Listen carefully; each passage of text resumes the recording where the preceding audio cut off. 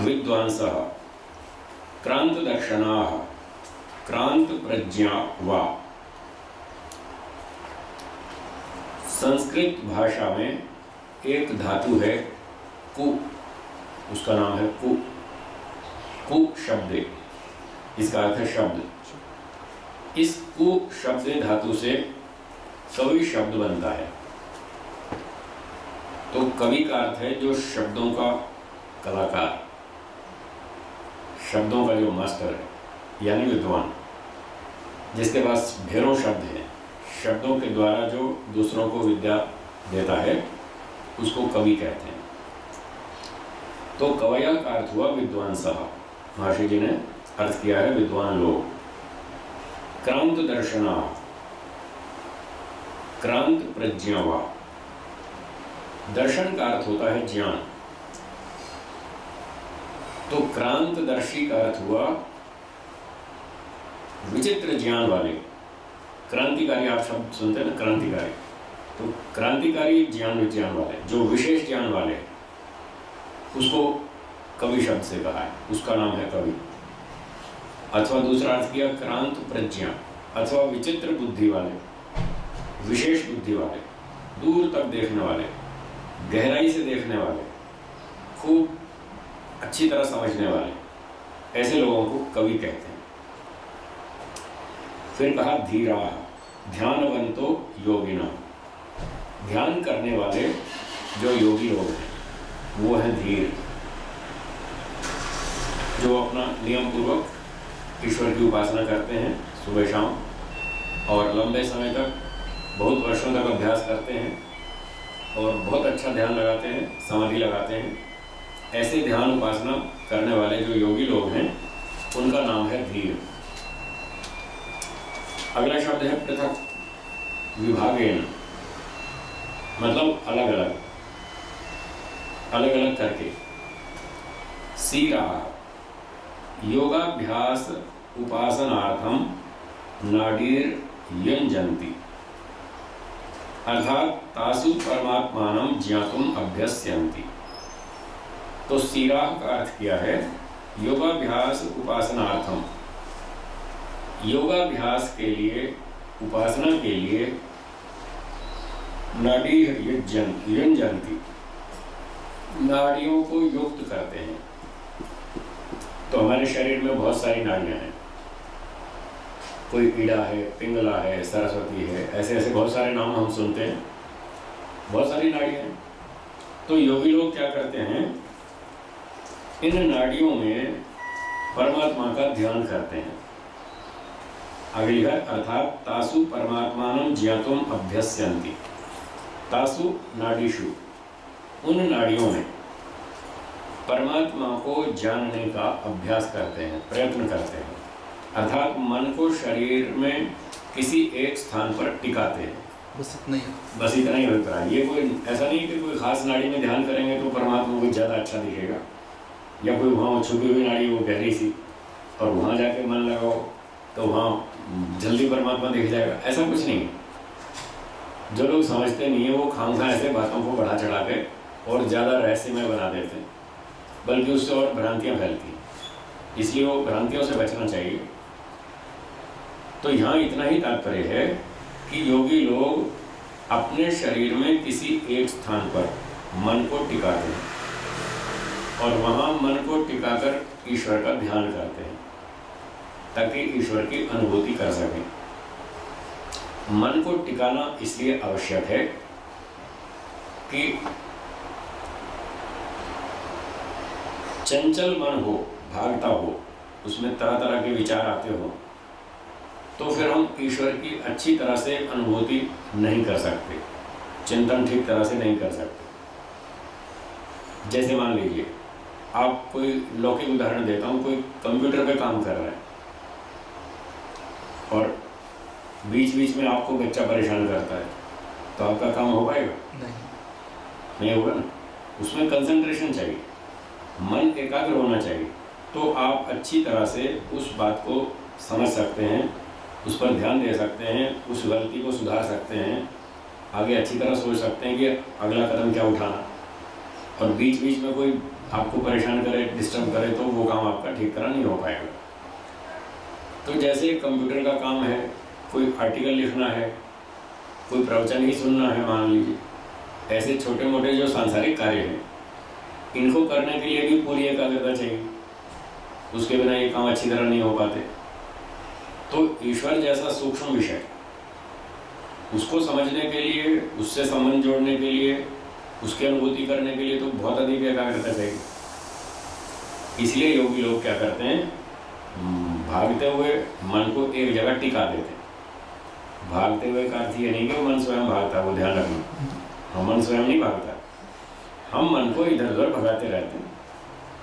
तो जब परमात्मा का ध्यान करना हो तो वेद आदि शास्त्रों में लिखा है, और महर्षि पतंजलि आदि ने भी ये बात बताई कि मन को इधर उधर मत भगाओ, उसको एक जगह पर टिकाओ, एक जगह कंसंट्रेट करो और फिर अच्छी तरह परमात्मा का ध्यान करो, तो अच्छी तरह से आपको ईश्वर की अनुभूति हो सकती है। इसलिए योगी लोग क्या करते हैं, नाड़ीशु मतलब किसी भी एक नाड़ी में, चाहे यहाँ मस्तक में, नासिका में, कंठ में, हृदय में, नाभि में, अथवा और जी जहाँ कहीं इच्छा हो, अनुकूलता हो, सुविधा लगे, आसान लगे, वहीं अपने मन को टिकाएं, एकाग्र करें। इसका उद्देश्य इतना ही है। जी। तो मैं जब करता हूँ ध्यान ना, तो एक जगह टिकने के लिए कुछ दिखना चाहिए ना, पॉइंट वगैरह, वो तो कुछ, क्योंकि अंधेरा रहता है ना। हाँ, तो यूँ करें, जब आप ध्यान में बैठें तो पहले आंख बंद करके कोई एक पॉइंट बना लें। एकाग्रता का प्रारंभिक अभ्यास करने के लिए काल्पनिक, जैसे मान लीजिए आप आकाश में चांद को देखते हैं, ठीक है, रात को चांद को देखते हैं, तो आकाश तो लंबा चौड़ा है, ठीक है, उस लंबे चौड़े आकाश में चांद छोटा सा सामने दिख रहा है, तो आप चांद पर अपनी दृष्टि केंद्रित करते हैं, लगातार देखते रहिए, तो आपकी दृष्टि वहाँ स्थिर हो जाएगी। जैसे हमने आंख खोलकर आकाश में चंद्रमा को देखा और अपनी दृष्टि को वहाँ स्थिर किया, तो दृष्टि का स्थिर होने का थोड़ा थोड़ा अभ्यास हो जाएगा। इस प्रकार से पहले बाह्य अभ्यास करें। चंद्रमा को देखा, कोई आपने मोमबत्ती जला ली, कोई दीपक जला लिया, उसको देखते रहिए, अथवा दीवार पर ओम शब्द लिख लीजिए, वो लिखाए आते हैं ओम के चित्र, दीवार पे लगा लीजिए और उसको लगातार देखते रहिए। तो ये प्रारंभिक अभ्यास है, बाह्य अभ्यास 5 दिन 15 दिन कर सकते हैं, जिससे कि हमारी जो मन इंद्रियों की चंचलता है वो कम हो जाए, उसका थोड़ा सा नियंत्रण हो जाए। और जब बाहर का अभ्यास ठीक हो जाए, आपकी दृष्टि टिकने लग जाए। पलक बिना झपके या नहीं, पलकें झपक सकते हैं, वो त्राटक जिसको बोलते हैं ना, बिना पलक झपके, उसकी आवश्यकता नहीं है, वो तो हठ योग नहीं करना, हठ नहीं करना, उससे नुकसान होता है। पलकें झपकिए, कोई दिक्कत नहीं है, पर आपकी दृष्टि वहीं रहनी चाहिए। पलक झपकने के बाद भी हम उसी चीज़ को देखेंगे और इधर उधर नहीं देखेंगे। तो इस प्रकार से जब हम दृष्टि को बाहर केंद्रित करना सीख लेंगे, थोड़ा अभ्यास हो जाएगा 15 दिन में, फिर अब उसी काम को हम आंख बंद करके अपने अंदर करेंगे। जो आकाश में चंद्रमा को देखा, अब आंख बंद करके वो आकाश अंदर भी दिखेगा, पूरी जो स्क्रीन दिखती है काली काली अंधेरे वाली, उसको आकाश मानकर उसके अंदर फिर वो चंद्रमा फिर से देखिए अंदर, जो बाहर देखा था। 5-7-10 दिन उसका अभ्यास करें, तो अब अंदर उस पॉइंट पर आपका मन टिकने लगेगा, चंद्रमा वाले। बाहर आपने मोमबत्ती जलाई, दीपक जलाया, उस पर आपने दृष्टि केंद्रित की, वही काम आप अंदर कीजिए, आंख बंद करके। अब मन में देखिए, जो ब्लैक स्क्रीन दिखती है वहाँ पर देखिए एक मोमबत्ती जल रही है अथवा दीपक जल रहा है, उसको अंदर से देखते रहिए। उसी दीपक की बत्ती पर अपने मन को, दृष्टि को, अंतर्दृष्टि को केंद्रित करें। तो कुछ दिनों में वहाँ पर वो केंद्रित होना स्थिर हो जाएगा, ठीक हो जाएगा। और 5-10 दिन 15 दिन अंदर का अभ्यास करना। जब अंदर से भी एक केंद्र पर दृष्टि टिकने लग जाए, तो उसके बाद फिर उसको भी हटा दें, बाहर से भी मन, अंदर से भी, सब छोड़ देना। फिर वही बात जो कल हमने बताई ध्यान के लिए, फिर पूरी ब्लैंक स्क्रीन, बिल्कुल खाली आकाश और अंधेरा, फिर वो दो चीज़ें रखनी, फिर अगली प्रक्रिया चलेगी। पूरे आकाश में ईश्वर सर्वव्यापक, इस तरह से। क्योंकि बाहर जैसे भ्रूकुटी इधर दिखाते हैं जी आप लोग, जी जी, और वो अंदर से दिखाई नहीं देता कि मैं इधर ही टिका रहा हूँ या थोड़ा इधर है, आँख में है। हाँ, तो उसमें क्या करना है, जैसे हम सामने देख रहे हैं, ठीक है, बस अपनी नज़र सामने रखनी, जैसे सामान्य रूप से आँख खोलकर हम सामने देखते हैं। तो बाकी विचार नहीं करना कि मेरी आँख में है या भ्रूकुटी में है, वो कुछ नहीं देखना, क्योंकि मन को तो केवल टिकाना ही है, सिर्फ एक स्थान पर टिकाना है। कोई पॉइंट इम्पोर्टेंट नहीं है कि उसी पॉइंट पर टिकाना है, कोई स्थान मुख्य नहीं है, स्थिरता मुख्य है। तो जो भी हमारी आंख बंद करने के बाद अंतर्दृष्टि सामान्य रूप से, जैसे हम दिन भर देखते हैं तो नज़र सामने ही जाती है, हम ऐसे नहीं देखते, यूँ नहीं देखते, पीछे नहीं देखते, ऊंचा नीचा नहीं देखते, सामान्य रूप से गर्दन सीधी रहती है और नज़र सामने जाती है। तो आंख बंद करके भी वैसे ही सामान्य रूप से दृष्टि हमारी सामने जाएगी, बस ऐसे ही सामने की तरफ अंतर्दृष्टि से देखना है। और जो भी आपको सामने दृश्य दिखता है, अंधेरा अंधेरा और पूरी खाली स्क्रीन, ब्लैंक स्क्रीन दिखती है, बस उसी ओर दृष्टि रखनी, कोई और विशेष प्रयत्न कुछ नहीं करना। इसी का नाम सरल योग है, स्वाभाविक, जैसे आसानी से स्वाभाविक रूप से होता है वैसा ही करना। बाकी सब वो हठ योग और वो सब टेढ़ा मेढ़ा, वो सब कठिन है और उलझाने वाला है और दूर ले जाने वाला है। तो इस प्रकार का ये प्रारंभिक अभ्यास 5 दिन, 15 दिन, महीना भर, कुछ दिन बाहर का, कुछ दिन अंदर का, इतना कर लें तो फिर हमारा मन, इंद्रियां नियंत्रण में आ जाएंगी। उसके बाद फिर आगे ध्यान का अभ्यास होगा। ठीक है, आगे चलते हैं। मंत्र में लिखा है, तो उन नाड़ियों में परमात्मा को जानने का वो अभ्यास करते हैं योगी लोग, विद्वान लोग, तीव्र बुद्धि वाले लोग, ध्यान करने वाले लोग। फिर कहते हैं तथा युगा युगानी योग युक्तानि कर्माणि। तो युगानी का अर्थ है योग युक्त कर्मों को, द्वितीय बहुवचन। वितन्वते विस्तारयन्ति, योग युक्त कर्मों का विस्तार करते हैं। तो योगी लोग योग युक्त कर्म करते हैं। अभी जैसे शंका पूछ रहे थे कि जी अवसर आए तो कहीं झूठ बोलते हैं, कहीं चालाकी करते हैं, किसी का भला करने के लिए थोड़ा गड़बड़ करते हैं। तो योगाभ्यासी लोग गड़बड़ नहीं करते। वेदों में ऐसा कोई सिद्धांत नहीं है कि अवसर आने पर थोड़ी गड़बड़ कर लो और फिर अपना ठीक ठाक करते रहो। अगर थोड़ी भी गड़बड़ की तो वो गड़बड़ छूटने वाली तो है नहीं, आज नहीं तो कल, कल नहीं तो परसों, बात तो खुल जाती है, कहीं ना कहीं तो लीक हो ही जाएगी।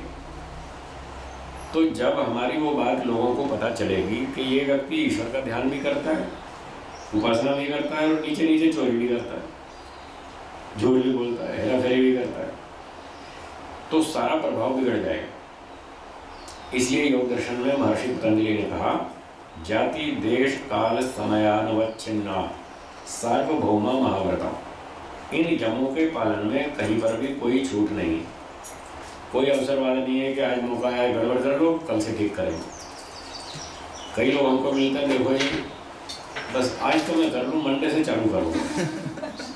वो 15 साल हो गए, उसका मंडे आज तक नहीं आया। 15 साल हो गए उसको कहते कहते, हाँ भैया मंडे को शुरू करूँगा, उसका मंडे आता ही नहीं। वो 4 दिन करता है, फिर छोड़ देता है, फिर ढीला हो जाता है। फिर हम उसको थोड़ा पुश करते हैं, करो भाई तुमने संकल्प किया था, अब मंडे आया था, अब तो 3 महीना हो गया, तुम्हारा मंडे कहाँ गया? तो वो फिर थोड़ा शुरू करता है, फिर 5-7 दिन में फिर ढीला हो जाता है। तो ऐसे ढीले लोग काम नहीं कर पाएंगे, वो अच्छी प्रगति नहीं कर सकते। महर्षि पतंजलि कहते हैं, किसी भी परिस्थिति में यमों के पालन में कोई छूट नहीं, झूठ बोलने की जरा भी छूट नहीं, चालाकी, चोरी, छल कपट, हिंसा, क्रोध, राग, द्वेष, ये सब झगड़ा करने की कोई छूट नहीं। प्रत्येक परिस्थिति में हमको इनका पालन करना है। ये दिमाग में लोगों के बहुत भ्रम है कि हम चोरी से पैसा कमाएंगे और फिर उसको दान देंगे अच्छे काम में। क्या दान देंगे? पहले ही आपकी नीयत खराब है, पहले ही आप चोरी कर रहे हैं, तो आपका विचार संस्कार तो पहले ही भ्रष्ट है। आप क्या भला करेंगे? जब भला करने का बारी आएगी, उसका नंबर आएगा, फिर उसमें भी कहीं ना कहीं घोटाला करेंगे। स्वामी जी वो गाय का उदाहरण देते हैं जी, कसाई वाला जी, ऐसे बहुत उदाहरण देते हैं। और ये सब बहानेबाजी है, चोरी करने की, झूठ बोलने की। जो झूठ बोलना चाहते हैं वो लोग इन बातों का प्रचार करते हैं। ऐसे समय चुप बैठना चाहिए क्या? फिर उसके लिए पहले बताया था, फिर सुना देता हूँ। उससे पहले जो बात मैं कह रहा था वो पूरी कर लूँ, फिर ये गाय का उदाहरण देता हूँ। लोग कहते हैं देखो जी, मेरी अगर 1 करोड़ की लॉटरी लग जाए तो मैं 50 लाख दान कर दूंगा। हैं? लॉटरी कितने की? 1 करोड़। 1 करोड़ कितना दान देगा? 50 लाख। ये तब तक बोलता है जब तक लॉटरी लगी नहीं। जब तक लॉटरी लगी नहीं, पैसा हाथ में आया नहीं, तब तक वो बोलता है कि अगर मेरी 1 करोड़ की लॉटरी लग जाए तो मैं 50 लाख दान कर दूँ। अब कल्पना करो उसकी लॉटरी लग गई और 1 करोड़ उसके हाथ में आ गया। अब उसका विचार बदल जाएगा। अब वो 50 लाख नहीं देगा, वो घटते घटते घटते 2 लाख पर आ जाएगा। फिर 2 लाख में भी 4 बार सोचेगा, 2 लाख तो बहुत होते हैं, 2 लाख में तो एक कार खरीद सकता है, 2 लाख भी क्यों दे, और कंजूसी पर और काट। वो 50 लाख से घिस घिस के 50,000 पे आ जाएगा और वो दे दुआ के जैसे तैसे अपना पीछे छुड़ाएगा। चलो जान छूटी, मैंने वचन दिया था, पूरा होगा। तो ये पैसा जो है ना, ये ऐसी चीज है, व्यक्ति की बुद्धि को खराब करता है। ये पैसा, दुनिया में बहुत सारे लड़ाई झगड़े इस पैसे के ऊपर। जब तक हाथ में पैसा नहीं है तब तक तो बुद्धि ठीक चलती है, और जैसे ही पैसा हाथ में आता है बुद्धि उल्टी हो जाती है, व्यक्ति का विचार बदल जाता है। तो ऐसे ऊंची ऊंची कल्पनाएं नहीं करनी चाहिए कि हमको इतना पैसा मिल जाएगा तो हम इतना दान कर देंगे। मुझे तो प्रैक्टिकल ऐसे बहुत लोग मिले जो ये बातें कहते थे और हमने 10 साल तक देखा उनको, और वो बेचारे सब के सब फिसल गए, कोई भी नहीं अपनी बात पर टिका। तो इस तरह की कल्पना नहीं करनी चाहिए। जब हमारा विचार पहले ही खराब है, चोरी करने का, रिश्वत लेने का, हेरा फेरी करने का, तो आगे हम उस पर अच्छी बात पर क्या टिकेंगे, इस बात की कोई गारंटी नहीं। तो इसलिए ऋषियों ने कहा कि झूठ छल कपट का कोई अवसर नहीं है, पूरी ईमानदारी से चलो। जितनी ईमानदारी से काम करेंगे उसका हमको अधिक लाभ होगा। एक तो हमारा अपना जीवन शुद्ध रहेगा, सबसे बड़ा लाभ तो हमको होगा, और हमारे शुद्ध जीवन को जो व्यक्ति देखेगा, सुनेगा, समझेगा, पढ़ेगा, जानेगा, उसको भी लाभ होगा। अब गाय का उदाहरण, जो लोग कहते हैं जी एक गाय जा रही थी और एक व्यक्ति चौराहे पर बैठा था और पीछे पीछे कसाई आ रहा था, तो गाय जो है इधर से आई और इस तरफ चली गई। उस व्यक्ति ने देख लिया गाय इधर से आई और इधर चली गई, तो फिर थोड़ी देर में कसाई आकर पूछता है कि बताओ गाय कहाँ गई, उस चौराहे वाले व्यक्ति से, गाय कहाँ गई बताओ। तो वो जो झूठ बोलने वाले लोग हैं वो कहते हैं हाँ ऐसे अवसर पर झूठ बोलना चाहिए, और ये बताना चाहिए गाय तो इस तरफ गई थी, और उसको बताना चाहिए गाय इधर गई। गलत बताना चाहिए ताकि गाय की जान बचे। हम कहते हैं वेद में ऐसा कहीं नहीं लिखा, ऋषियों ने ऐसा कभी स्वीकार नहीं किया। तो ये जो झूठे लोग हैं वो जानबूझकर ऐसी बातें फैलाते हैं, वो खुद झूठ बोलना चाहते हैं, दुनिया को झूठ बोलना सिखाना चाहते हैं, झूठ का प्रचार करते हैं। ऐसे लोगों से सावधान रहें।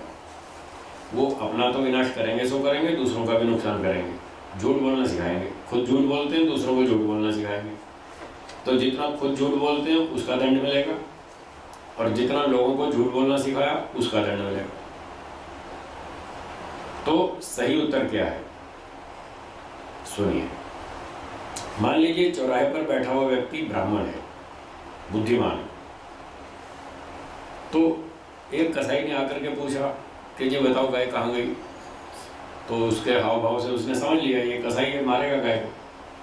तो यदि वो बैठा हुआ व्यक्ति ब्राह्मण है तो उसका ये कर्तव्य है उसको समझाना कि तुम गाय को मारना चाहते हो। वो कहेगा हाँ जी। अच्छा ये बताओ तुम जीना चाहते हो या मरना चाहते हो। मैं तो जीना चाहता हूँ। अच्छा अगर तुम जीना चाहते हो तो गाय को भी जीने दो। अगर गाय मर जाएगी तो तुम भी मर जाओगे, गाय जिएगी तो तुम भी जियो। ऐसे वो बुद्धिमत्ता से उसको समझाएगा। वो कहेगा कैसे। तो ब्राह्मण उससे पूछेगा तुमको जीने के लिए दूध चाहिए, हाँ या ना, दही चाहिए, हाँ, मक्खन चाहिए, हाँ, मलाई चाहिए, हाँ, छाछ चाहिए, हाँ, पनीर चाहिए, हाँ, मिठाई चाहिए, हाँ, पेड़ा चाहिए, हाँ, बर्फी चाहिए। हाँ, कहाँ से आएगा। गाय के दूध से। अब गाय मर जाएगी तो तुम भूखे मरोगे। ना तुम्हें दूध मिलेगा, ना दही मिलेगी, ना मक्खन मिलेगा, ना मलाई मिलेगी, ना छाछ मिलेगी, ना घी मिलेगा, ना मिठाई मिलेगी, ना पनीर मिलेगा, ना बर्फी मिलेगी, भूखे मरोगे। अगर जीने के लिए तुम्हें ये सब चाहिए तो गाय को जिंदा रखो, गाय जिएगी तो तुम्हें ये सब मिलेगा ना। गाय बूढ़ी है, दूध देने वाली नहीं है तो हमारे माता पिता जब बूढ़े हो जाए तो उनको मार दो। नहीं वो कसाई मैं उसका उत्तर दे रहा हूँ। अगर हमारे माता पिता बूढ़े हो जाएं, कुछ काम नहीं करते और मुफ्त की रोटियां खाते हैं तो क्या उनको मार देना चाहिए? ना वो नहीं है, लेकिन ये नहीं है ना, अपने बूढ़े माता पिता को नहीं मार सकते ना। तो गाय ने हमको 15 साल दूध दिया, वो बूढ़ी हो गई तो क्या मार देंगे? गाय हमारी माता है, उसने माँ के समान हमको पाला है, उसके दूध पर तो हम मोटे खा पी के तगड़े हुए। आज हम इतने स्वार्थी हो जाएं कि वो बूढ़ी हो गई तो मार डालें। अगर हम इतने स्वार्थी हैं तो फिर अपने माता पिता को भी मार दो, वो भी बूढ़े हो गए, वो तो कुछ सेवा तो करते नहीं हो, कोई पैसे कमाते नहीं, कोई हमारा काम करते नहीं। तो जैसे हम अपने बूढ़े माता पिता को नहीं मार सकते, उनकी सेवा करना हमारा धर्म। वेद में लिखा है माता पिता की सेवा करो, तो वेद में लिखा है गौ की रक्षा करो, यजमानस्य पशून् पाहि, यजमान के पशुओं की रक्षा करो। गाम माहिंसी, गाय को मत मारो, गाय हमारी माता है, उसने हमको दूध पिलाया है, उसके दूध से तो हम जीवित हैं, फिर हम उसको मारेंगे? ये तो मनुष्यता थोड़ी, ये तो राक्षसपन है। इसलिए चाहे गाय बूढ़ी हो, चाहे छोटी हो, चाहे बड़ी हो, उसका नाम है अग्न्या। वेद में गौ का नाम है अग्न्या, जिसको मार नहीं सकते। ऐसे ऐसे सीधे शब्द लिखे हैं। तो गाय को नहीं मार सकते, चाहे बूढ़ी हो चाहे जैसी भी, उसकी सेवा करनी। तो ब्राह्मण होगा तो वो इस तरह से समझाएगा कि गौ को मत मारो, गौ को मारोगे तो तुम भी मर जाओगे। अगर तुमको घी दूध मक्खन मलाई चाहिए तो गाय को जीने दो और तुम अपने वापस जाओ। ऐसे करना चाहिए। अगर मान लीजिए वो बैठा हुआ व्यक्ति क्षत्रिय है और कसाई आके पूछता है बताओ गाय कहाँ गई, तो वो कहेगा अच्छा तुम अपनी खैरियत चाहते हो तो यू टर्न मारो और वापस चले जाओ, जहाँ से आए हो वहीं चले जाओ, और नहीं तो अखाड़े में दो हाथ करें, पहले हमसे टक्कर लो फिर गाय को बाद में हाथ लगाना। क्षत्रिय किस बात के? भगवान ने ताकत दी किस लिए दी? इसीलिए तो दी, गाय की रक्षा के लिए। और तुम झूठ बोलते हो, उल्टा सीधा बकबक करते हो। ऐसा विधान नहीं है वेद में। अगर क्षत्रिय है तो लड़ो, गाय की रक्षा करो। अहमदाबाद में एक गीता बहन थी जो गाय की रक्षा करती थी, उसने सैकड़ों गौओं की जान बचाई और बड़ी फेमस थी वो। और कसाई लोग उससे बहुत दुखी हो गए क्योंकि उनका धंधा बिगड़ता था उससे। एक दिन मौका लगा और कसाईयों ने उसको मार दिया, गीता बहन। एक व्यक्ति की हत्या हुई और उसके विरोध में पूरे गुजरात में क्रांति हो गई। जगह जगह पर स्ट्राइक हुई, हड़तालें हुई, बाजार बंद, ऑफिस बंद, ये बंद, और नुक्कड़ सभाएं, और खूब विरोध हुआ इस हत्या का। तो देखो पूरा गुजरात जाग गया। एक व्यक्ति ने बलिदान किया गौ की रक्षा के लिए और पूरा गुजरात जाग गया। ऐसे ही अगर 100, 200, 500 आदमी मर जाएंगे गाय की रक्षा के लिए तो पूरा देश जाग जाएगा और आगे चल के गौ हत्या पे प्रतिबंध भी लग सकता है। तो अगर गौ की रक्षा के लिए 500, 200, 400 आदमी मर भी गए तो क्या मुसीबत आ रही, बहुत पुण्य मिलेगा। इसलिए क्षत्रिय का काम है लड़ना और कसाई को रोकना, गाय की रक्षा करना, झूठ बोलने को नहीं लिखा है। तो ब्राह्मण हो तो बुद्धि से समझाए, क्षत्रिय हो तो ताकत से टक्कर ले और गौ की रक्षा करे। अगर वैश्य हो, व्यापारी हो, पैसे वाला हो, सेठ, और उससे कसाई आकर के पूछे कि बताओ गाय कहाँ गई, तो वो उसको बोले क्यों भाई तुम गाय को क्यों मारना चाहते हो, तो कहेगा हमको 500 रुपया मिलेगा, हमको अपना घर चलाना है, 500 रुपया मिलेगा गाय को मारने से। तो ऐसी एकांत परिस्थिति जब इमरजेंसी केस हो और गाय की रक्षा करनी हो, तब व्यापारी ये कहेगा अच्छा ये 500 रुपये लो, गाय हमने खरीद ली, जाओ वहाँ पैसा देकर गाय की जान बचाओ। झूठ बोलकर बचाओ ऐसा कहीं नहीं लिखा। तो ना ब्राह्मण को झूठ बोलना है, ना क्षत्रिय को झूठ बोलना है, ना वैश्य को झूठ बोलना है। जिसके पास जो शक्ति परमात्मा ने दी है वहाँ गौ की रक्षा के लिए उस शक्ति का प्रयोग करो। ब्राह्मण बुद्धि का प्रयोग करेगा, क्षत्रिय बल का प्रयोग करेगा, वैश्य धन का प्रयोग करेगा, गौ की जान बचा लेगा। और आगे फिर वो व्यवस्था करेगा कि ये रोज रोज कसाई आते हैं और गौओं को मारते हैं, तो फिर कुछ उसके लिए आंदोलन करो, सरकार में जाओ, पुलिस को सूचना दो, कुछ पहलवानों को बताओ कि ये रोज कसाई आते हैं, इनको तंग करते हैं, जरा इनको ठीक ठाक करो। इस तरह से उसका आगे प्रबंध करना चाहिए। और मान लीजिए चौथे स्तर का क्षत्रिय शूद्र व्यक्ति बैठा हुआ चौराहे पर, अब वो समझा भी नहीं सकता ब्राह्मण की तरह, और लड़ भी नहीं सकता, ताकत भी नहीं है क्षत्रिय की तरह, और पैसे भी नहीं है वैश्य की तरह पैसे देकर जान बचा ले, ऐसा भी नहीं। तो वो क्या करे? जब वो देखे कि हाँ इधर से गाय आई और इधर चली गई, और वो पीछे पीछे कसाई आ रहा है, वो इसको मारेगा, उसने देख लिया, तो वो क्या करेगा? वो उठ के भाग जाएगा, भाग जाएगा, बंद बैठ गए। कहाँ भाग जाएगा? अपने घर नहीं, पुलिस स्टेशन। पुलिस को जाके सूचना दो कि एक कसाई आ रहा है, गाय की जान बचाओ, तुम्हारा काम है गाय की जान बचाना, जाओ। जाके इतनी सूचना तो दे सकते हैं।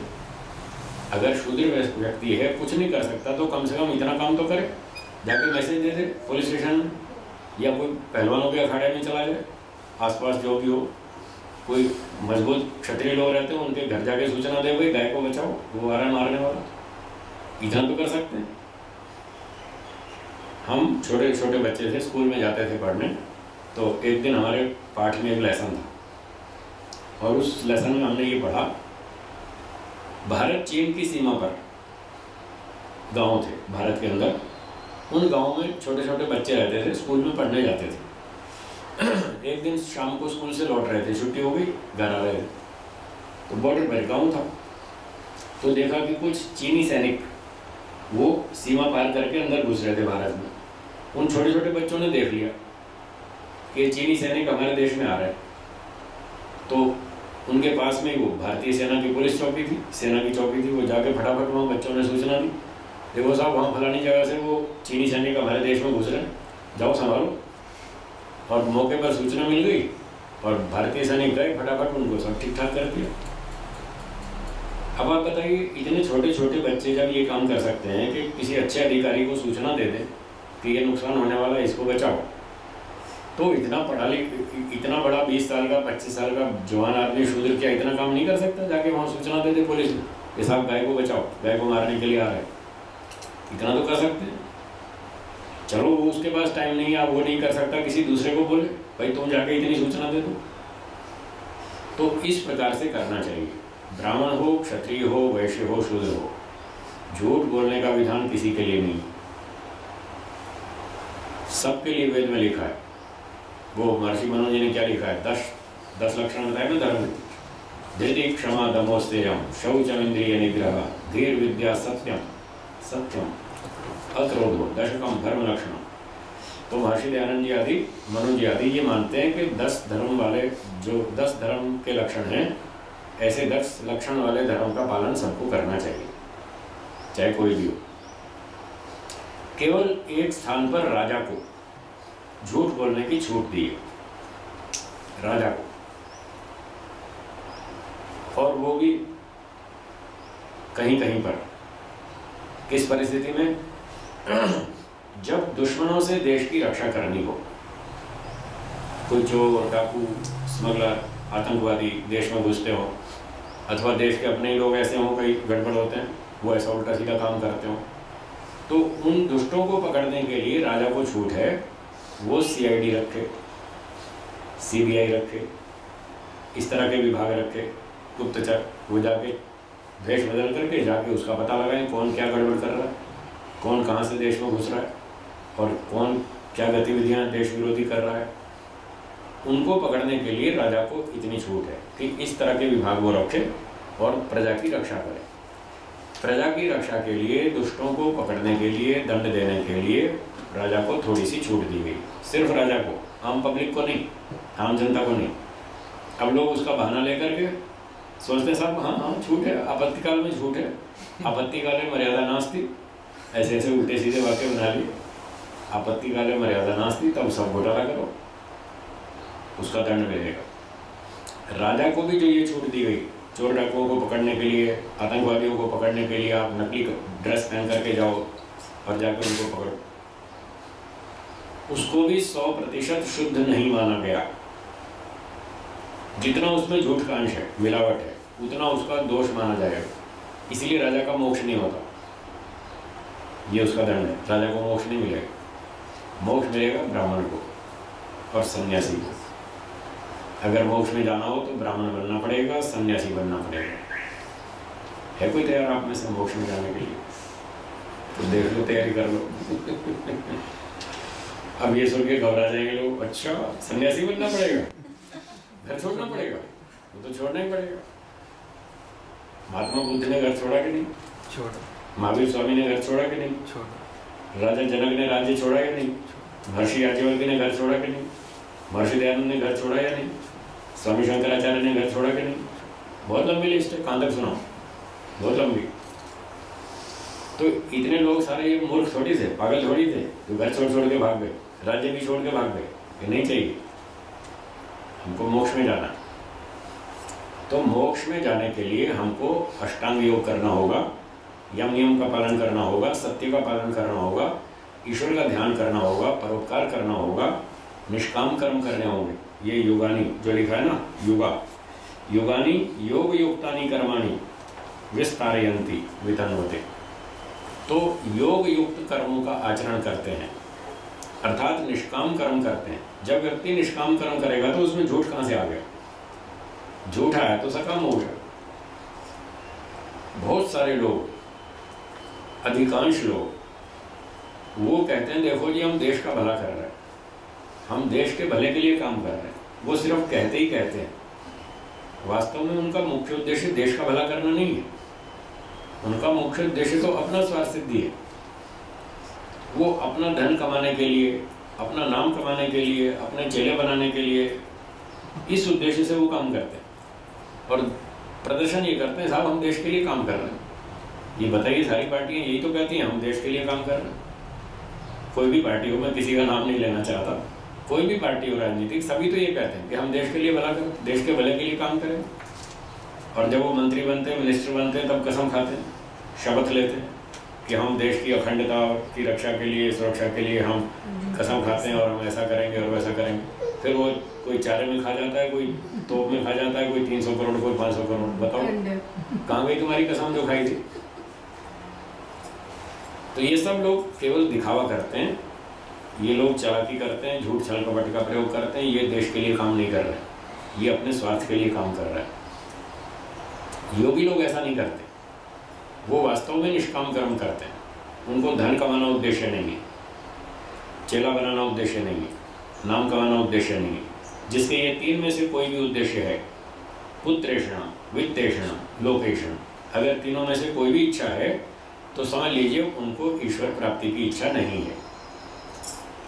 इसी ऋग्वेदादि भाष्य भूमिका में आगे एक प्रसंग में ये बात लिखी है कि जिनको तीन में से कोई भी इच्छा होती है, चाहे पुत्रेषणा हो, चाहे वित्तेषणा हो, चाहे लोकेषणा हो, अगर एक भी है तो बाकी दो भी अवश्य होंगी। आप देखेंगे किसी किसी को वो पैसे नहीं लेता है, साहब एक पैसा भी नहीं लेता है। अच्छा चलो पैसा नहीं लेता है, फिर वो बिल्कुल समाज सेवा करता है। अरे तुमको पता नहीं, हमको पता है। वो पैसे की इच्छा तो उसकी नहीं है, पैसे बहुत है उसके पास, पर दूसरी इच्छा तो है, नाम कमाने की इच्छा तो है ना। भाई मेरा नाम हो, प्रसिद्धि हो, लोग मेरी प्रशंसा करें, मेरी स्तुति करें, ये इच्छा तो है ना। इससे तो नहीं बच पाएगा। तो एक इच्छा नहीं है तो दूसरी। और महर्षि जी लिखते हैं अगर एक भी इच्छा है तीन में से तो वो दूसरी तीसरी भी है, वो उसकी पकड़ में नहीं आती और आपकी पकड़ में नहीं आती है। ज़रूर कोई कम हो सकती है, कोई अधिक हो सकती है, ये अलग बात है। पर यदि तीन में से एक भी इच्छा है तो दो बाकी ज़रूर रहेंगी, ऐसा महर्षि जी ने लिखा है। फिर आगे लिखा है यस्य परमेश्वर प्राप्ति इच्छा ऐषणा भवति, जिसको ईश्वर प्राप्ति की इच्छा होती है, तस्य तिस्रो निवर्तन्ते, उसकी तीनों हट जाती है। तो तीनों से वही व्यक्ति बच सकता है जिसको वास्तव में ईश्वर प्राप्ति की इच्छा हो। वही योगी है, वही वैरागी है, वही निष्काम कर्म कर सकता है। तो इस प्रकार से योगी लोग क्या करते हैं, निष्काम कर्म करते हैं। वो झूठ छल कपट का प्रयोग बिल्कुल नहीं करते, चाहे कोई भी परिस्थिति हो। और शास्त्रों में ऐसा कहीं कोई विधान नहीं है कि अमुक अवसर पर झूठ बोलो, गाय की जान बचानी हो तो झूठ बोलो। आज गाय की जान बचाने के बहाने से आप झूठ बोलेंगे, कल आप थोड़ा रुपया अधिक मिलता है उसके लिए आप झूठ बोलेंगे, परसों आपके बच्चे की डांट पड़ने वाली है स्कूल में, उसने गलती की तो आप उसकी जान बचाने के लिए, डांट बचाने के लिए आप झूठ बोलेंगे। फिर चौथे दिन पड़ोसी की जान बचाने के लिए झूठ बोलेंगे, पाँचवें दिन अपनी जान बचाने के लिए झूठ बोलेंगे। आप 40 साल बोलेंगे, जिएंगे और 40 साल तक झूठ बोल बोल के इतना पुलिंदा इकट्ठा कर लेंगे। पाप का गठरी इकट्ठी हो जाएगी और फिर आगे कुत्ते गधे सुअर बनना पड़ेगा, ये दंड मिलेगा। इसलिए झूठ बोल के नहीं जीना, सच बोल कर जिए। राजा हरिश्चंद्र जी का नाम याद है आपको? कौन से जमाने के आदमी थे? सत्य। और सतयुग यहाँ से कितना लंबा हो गया, कितने लाखों साल बीत गए, आज भी हम उनको याद कर रहे हैं। क्यों? उन्होंने सत्य का पालन किया, झूठ नहीं बोला। श्री राम को हम क्यों याद करते हैं? वो सत्यवादी थे। तो जो सत्यवादी होता है उसकी प्रशंसा कीर्ति सब देश में रहती है, दुनिया भर में रहती है, वही शुद्ध कर्म है। तो योगी लोग शुद्ध कर्म करते हैं, वो निष्काम कर्म करते हैं, अशुभ कर्म नहीं करते, अशुद्ध कर्म नहीं करते, सकाम कर्म नहीं करते। इसलिए वो योग युक्त कर्मों का आचरण करते हैं, विस्तार करते हैं।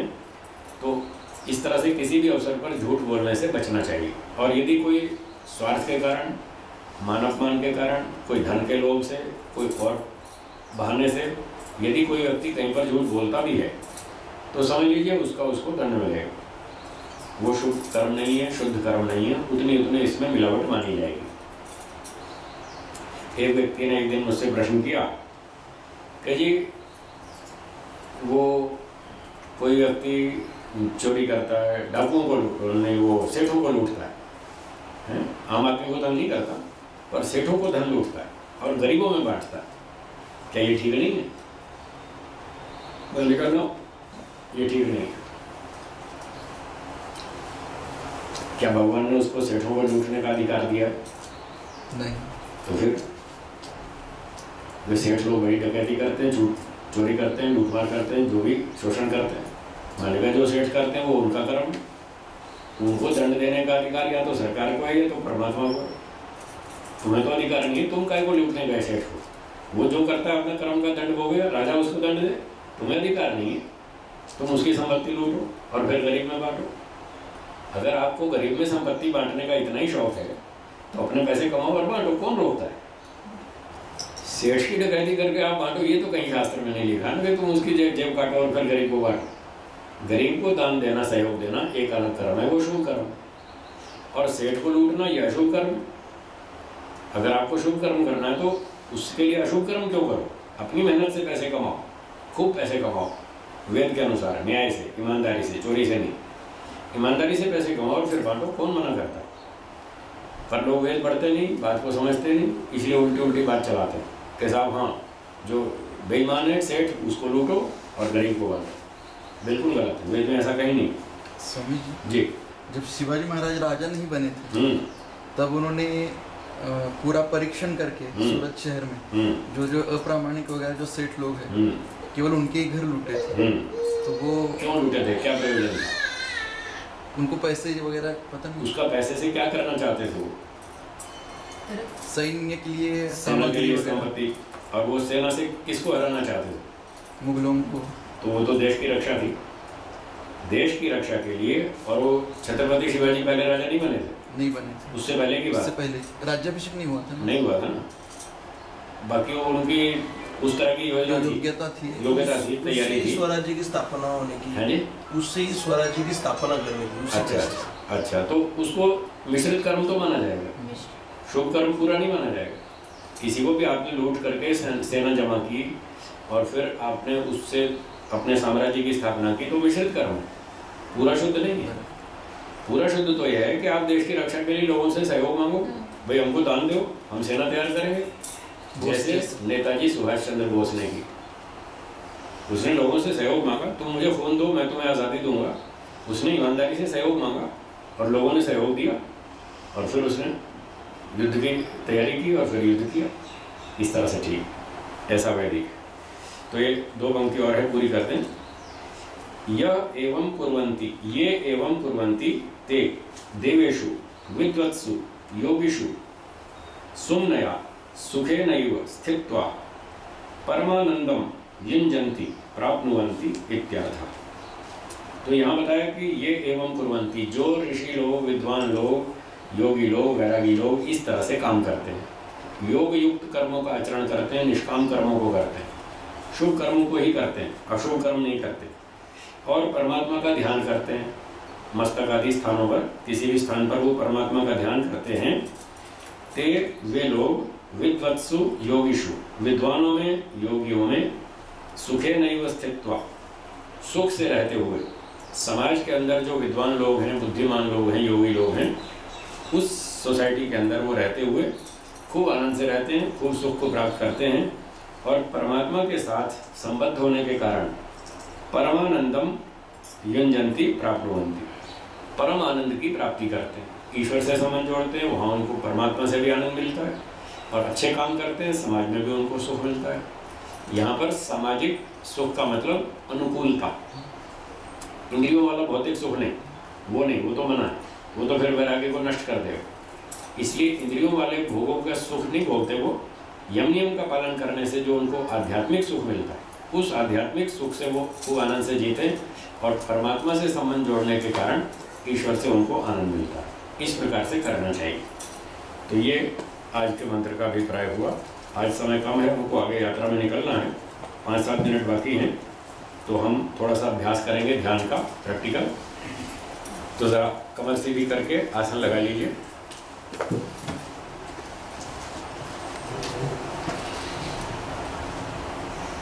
कमर सीधी, गर्दन सीधी, आंखें बंद। जैसा अभी बात चल रही थी, मन को किसी एक स्थान पर स्थिर करें। मस्तक, नासिका, कंठ, हृदय, नाभि, जहाँ भी आपको अच्छा लगे, अनुकूल लगे, आसान लगे, वहीं अपने मन को केंद्रित करें और अंतर्दृष्टि से उस स्थान को देखकर 2 बातें सोचें। पहली, चारों तरफ खूब गहरा अंधेरा है। दूसरी, शून्य आकाश है, खाली खाली स्थान। अंधेरा और खाली स्थान, ये 2 चीज़ें अपने मन में देखिए। मन में संकल्प कीजिए, हमारा मन जड़ वस्तु है, हम चेतन आत्मा हैं, हमारी इच्छा और प्रयत्न के बिना कोई विचार हमारे मन में नहीं आएगा। इस समय हम सांसारिक विचार उठाने की इच्छा नहीं करेंगे, केवल ईश्वर का ही विचार मन में लाएंगे।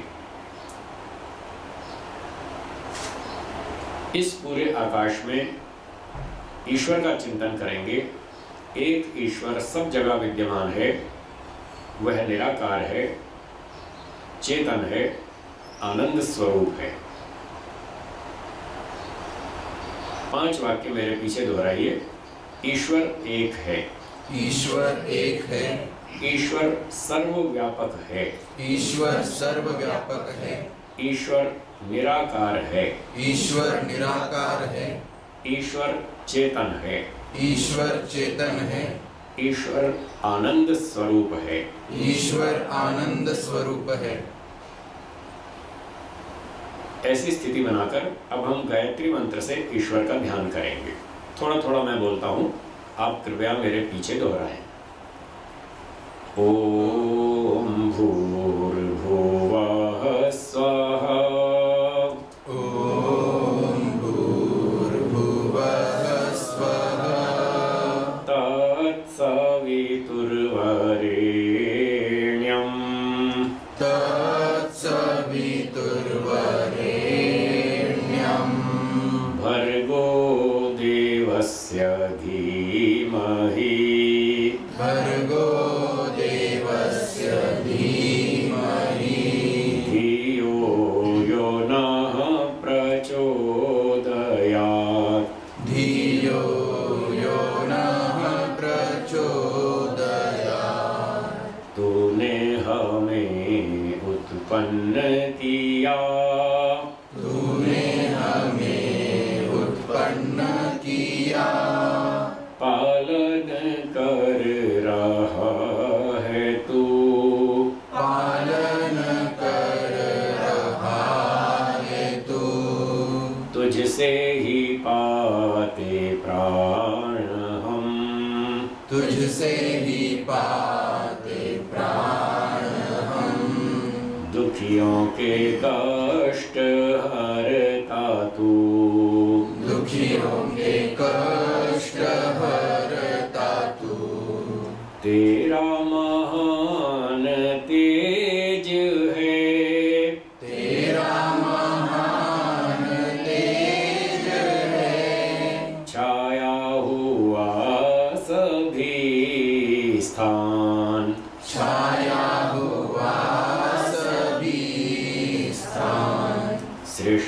की वस्तु वस्तु में, सृष्टि की वस्तु वस्तु में तू हो रहा है विद्यमान, तू हो रहा है विद्यमान। तेरा ही धरते ध्यान हम, तेरा ही धरते ध्यान हम, मांगते तेरी दया, मांगते तेरी दया।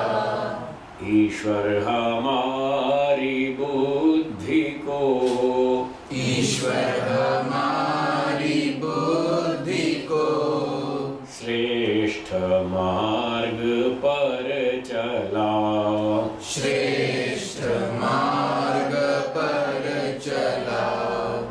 ओम भूर्भुवः स्वः, ओम भूर्भुवः स्वः, तत्सवितुर्वरेण्यम्, तत्सवितुर्वरेण्यम्, भर्गो देवस्य धीमहि, भर्गो देवस्य धीमहि धियो यो नः प्रचोदयात्, धियो यो नः प्रचोदयात्, धियो यो नः प्रचोदयात्। धियो यो नः प्रचोदयात्। इस प्रकार से सुबह शाम प्रतिदिन ईश्वर का ध्यान करें, कम से कम 15-20 मिनट। अधिक आपकी इच्छा है, समय हो तो अधिक आधा घंटा भी करें, पौना घंटा, 1 घंटा, जितनी अनुकूलता हो, सुविधा हो, समय हो, परंतु ध्यान अवश्य करें। इससे आपको विशेष लाभ होगा।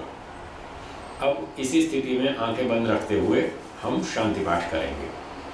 ओम द्यौः शान्तिरन्तरिक्षं शान्तिः, पृथिवी शान्तिरापः शान्तिरोषधयः शान्तिः, वनस्पतयः शान्तिर्विश्वे देवाः शान्तिर्ब्रह्म शान्ति, सर्वं शान्ति शान्तिरेव शान्ति, सामा शान्तिरेधि। ॐ शान्ति शान्ति शान्ति। दोनों हाथों को रगड़िए, थोड़ा सा 4-5 बार हथेलियों को आंखों पर घुमाइए, थोड़ा पलकों को सहलाइए। अब हथेलियों के कप्स बनाकर आंखों को ढक लीजिए और हथेलियों के अंदर ही धीरे धीरे आंखें खोलते हुए, धीरे धीरे पलकें झपकते हुए हथेलियां हटाएंगे, ताकि तेज प्रकाश आंखों में चूहे नहीं। सबको नमस्ते। तो ये कार्यक्रम यहाँ संपन्न होता है। विराम। धन्यवाद।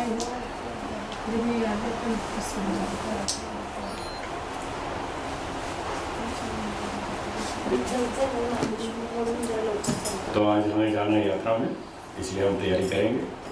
बाकी फिर अवसर होगा, फिर मिलेंगे। धन्यवाद। सबको नमस्ते।